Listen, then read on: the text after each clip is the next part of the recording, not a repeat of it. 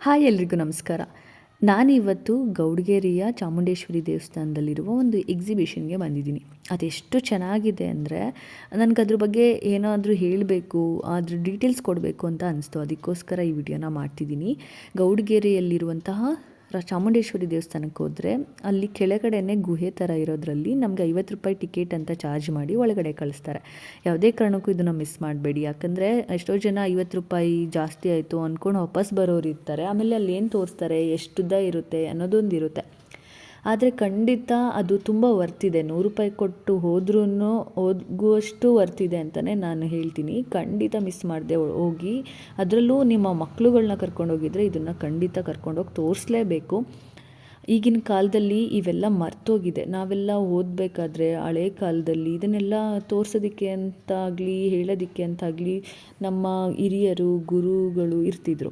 ಇವಾಗ ಇದನ್ನೆಲ್ಲ ಅಷ್ಟು ಹೇಳ್ಕೊಡೋದು ಕಡಿಮೆನೇ ಅನಿಸುತ್ತೆ. ಈ ಥರ ಎಕ್ಸಿಬಿಷನಲ್ಲಿ ಇಟ್ಟು ಅದನ್ನು ತೋರಿಸೋರೆ ಜಾಸ್ತಿ. ಅಲ್ಲಿ ಹೇಗಿದೆ ಅಂದರೆ ಚಿಕ್ಕ ಚಿಕ್ಕ ಗೊಂಬೆಗಳನ್ನ ನೀಟಾಗಿ ಮಾಡಿ ಆಗಿನ ಒಂದು ಪದ್ಧತಿ ಏನಿತ್ತು, ಆಗಿನ ಒಂದು ಹಳ್ಳಿಗಳ ಇದು ಏನಿತ್ತು ಅದನ್ನು ನೀಟಾಗಿ ತೋರಿಸಿದ್ದಾರೆ. ಜೊತೆಗೆ ಅಲ್ಲಿ ನಡ್ಕೊಂಡು ಹೋಗ್ತಿದ್ರೆ ನಾವು ಯಾವುದೋ ಹಳ್ಳಿಗೆ ಬಂದು ಹೋಗ್ತಿದ್ದೀವೇನೋ ಅನ್ನೋ ಫೀಲ್ ಕೂಡ ಕೊಡುತ್ತೆ.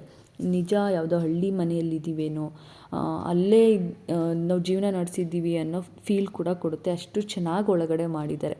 ಚಪ್ಪಲಿ ಹೊಲಿಯೋರು, ಅಕ್ಕಸಾಲಿಗ, ಕಬ್ಬಣ ಹೊಡಿಯೋರು, ಮತ್ತು ಕಲ್ಲು ಕುಟ್ಟೋರು, ಹಾಲು ಮತ್ತು ಹೂವು, ಬಳೆ ಇವೆಲ್ಲ ಮಾರೋರು, ಜೊತೆಗೆ ಎಲ್ಲ ನವದುರ್ಗೆಯರ ಅವತಾರಗಳು, 12 ಜ್ಯೋತಿರ್ಲಿಂಗಗಳು ಎಲ್ಲೆಲ್ಲಿದೆ, ನಮ್ಮ ಬಾಹ್ಯಾಕಾಶದ ಒಂದು ಏನೇನಾಗಿತ್ತೋ ಅದು ಕೂಡ, ಜೊತೆಗೆ ನಮ್ಮ ದೇವರುಗಳ ಎಲ್ಲ ಥರದ ದೇವರುಗಳ ಒಂದು ಪ್ರತೀತಿಗಳು, ಇದೆಲ್ಲವನ್ನು ಅಲ್ಲಿ ನೀಟಾಗಿ ತೋರಿಸಿದ್ದಾರೆ. ಎಷ್ಟೋ ಜನಕ್ಕೆ ಎಷ್ಟೋದು ಗೊತ್ತೇ ಇರಲ್ಲ. ಈವನ್ ನಮಗೂ ಕೂಡ ಅಷ್ಟು ಗೊತ್ತೇ ಇರಲಿಲ್ಲ ಅಂತಲೇ ಹೇಳ್ಬೋದು. ಅದನ್ನೆಲ್ಲ ಒಂದೇ ಕಡೆ ನೋಡೋದಕ್ಕೆ ಸಿಗುತ್ತೆ. ಅದರಲ್ಲೂ ಚಿಕ್ಕದಾಗಿ ಗೊಂಬೆಗಳ ರೀತಿ ಮಾಡಿದಾಗ ಇನ್ನೂ ಖುಷಿ ಕೊಡುತ್ತೆ. ಇಷ್ಟು ಚೆನ್ನಾಗಿದೆಯಾ, ಹೀಗೆ ಮಾಡ್ಬೋದಾ, ಈ ಥರನೂ ಇತ್ತಾ ಅನ್ನೋದು. ನೀವು ಕೂಡ ಅದನ್ನು ನಿಮ್ಮ ಮಕ್ಕಳುಗಳಿಗೆ ತೋರಿಸಿದಾಗ ನಮ್ಮ ಹಳೆಯ ಪದ್ಧತಿಗಳು, ಹಳೆಯ ಕಾಲದಲ್ಲಿ ಇದ್ದಂತಹ ಒಂದು ಇದು ಎಲ್ಲವೂ ನೋಡೋದಕ್ಕೆ ಸಿಗುತ್ತೆ ಅಂತಲೇ ಹೇಳ್ಬೋದು. ಈಗೆಲ್ಲ ಹೊರಗಡೆ ಅದು ಸಿಗೋಲ್ಲ ಸಿಟಿ ಲೈಫಲ್ಲಿ.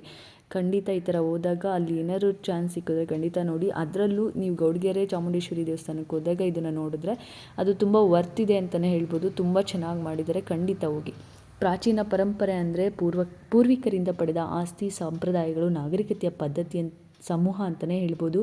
ಈ ಪರಂಪರೆಯು ಕಲೆ, ವಾಸ್ತುಶಿಲ್ಪ, ಸಾಹಿತ್ಯ, ತತ್ವಶಾಸ್ತ್ರ, ಧರ್ಮ, ವಿಜ್ಞಾನದಂಥ ಕ್ಷೇತ್ರಗಳನ್ನು ಒಳಗೊಂಡಿದೆ. ಭಾರತೀಯ ಪರಂಪರೆಯ ಪ್ರಮುಖ ಅಂಶಗಳೆಂದರೆ ಸಿಂಧು ಕಣಿವೆ ನಾಗರಿಕತೆ, ವೇದಕಾಲ, ಧಾರ್ಮಿಕ ಮತ್ತು ತತ್ವಶಾಸ್ತ್ರ, ಕಲೆ ಮತ್ತು ವಾಸ್ತುಶಿಲ್ಪ, ಸಾಹಿತ್ಯ, ಶಿಕ್ಷಣ, ವಿಜ್ಞಾನ ಮತ್ತು ತಂತ್ರಜ್ಞಾನ, ಸಂಸ್ಕೃತಿ ಮತ್ತು ಸಂಪ್ರದಾಯಗಳು ಅಂತಲೇ ಹೇಳ್ತಾರೆ. ಈ ಎಲ್ಲ ಸಂಪ್ರದಾಯಗಳನ್ನು ಮಕ್ಕಳುಗಳಿಗೆ ಹೇಳ್ಕೊಡೋಕ್ಕೂ ನಮಗೂ ಗೊತ್ತಿರಲ್ಲ. ಜೊತೆಗೆ ಅಷ್ಟು ಕಲಿಸ್ಕೊಡೋದಕ್ಕೆ ಈಗಿನಲ್ಲಿ ಯಾರೂ ಆಸಕ್ತಿನೂ ಕೂಡ ತೋರಿಸಲ್ಲ. ಈ ಥರ ಇದ್ದಾಗ ಮಕ್ಕಳುಗಳಿದ್ದಾಗಲೇ ಒಂದು ಸಲ ಕರ್ಕೊಂಡೋಗಿ ಇದನ್ನು ತೋರಿಸಿ ಖಂಡಿತ ಎಲ್ರಿಗೂ ಖುಷಿ ಕೊಡುತ್ತೆ. ಎಲ್ಲ ಥರದ ಚಿತ್ರಣಗಳು ಅಲ್ಲಿ ಹಾಕಿದ್ದಾರೆ. ತುಂಬ ಚೆನ್ನಾಗಿದೆ ಅಂತಲೇ ಹೇಳ್ಬೋದು. ನೀವು ಕೂಡ ಒಂದ್ಸಲ ಅಲ್ಲಿಗೆ ಹೋದಾಗ ಮಿಸ್ ಮಾಡದೆ ಹೋಗಿ. ಹಾಗೆ ನನ್ನ ವಿಡಿಯೋ ನಿಮ್ಗೆ ಇಷ್ಟ ಆದರೆ ಲೈಕ್ ಮಾಡಿ, ಶೇರ್ ಮಾಡಿ, ಸಬ್ಸ್ಕ್ರೈಬ್ ಮಾಡಿ ನನ್ನ ಚಾನಲ್ನ. ಖಂಡಿತ ಹಳೆಯ ಪ್ರಾಚೀನ ಪರಂಪರೆಯನ್ನು ಮರಿಬೇಡಿ. ತುಂಬ ಚೆನ್ನಾಗಿದೆ. Thank you.